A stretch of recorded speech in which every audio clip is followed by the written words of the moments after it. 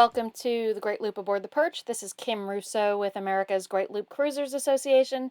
This is leg 28 of our Great Loop adventure, and today we are making a long run from Cape May, New Jersey up to the New York City area. This run is over 100 miles, so it will be our longest leg yet, and we've made the decision to leave Cape May fairly early in the morning. We left a little bit after 7, and to burn the fuel to go fast on this particular day and do the long run. There are places along the New Jersey coast that you can tuck in for an overnight if you choose not to do this entire run at one time.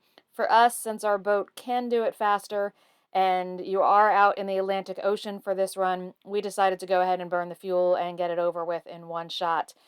The weather was calling for 1 to 2 footers, basically a little bit worse as we got further north, and it was expected to settle down later in the day.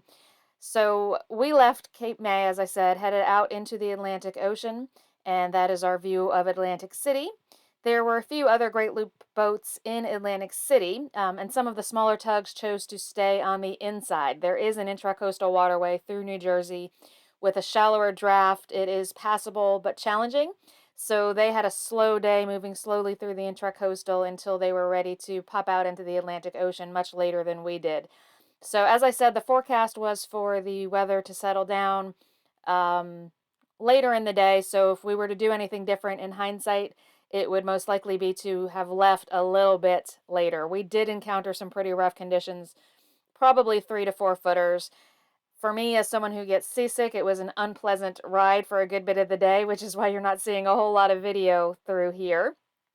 But as we continued north, we did make it safely around around Sandy Hook, New Jersey, which is what you're seeing here or about to see in this video. So you go around Sandy Hook and you are headed in towards New York City, and that was when we got our first look at the New York City skyline from quite a distance.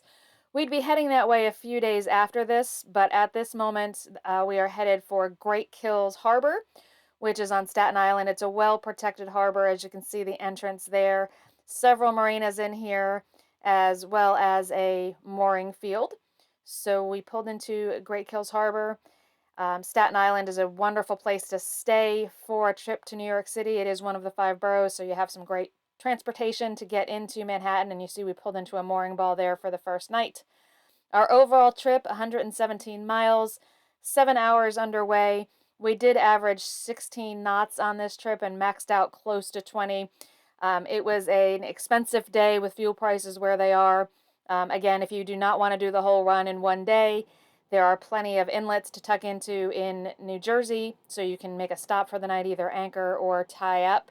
In our case, with a weather window closing for the next 4 or 5 days, and me being someone who gets seasick, preferred to do this run in one day. So that's the overall path. Our next stop will be a very short trip. We're going to be headed to Liberty Landing.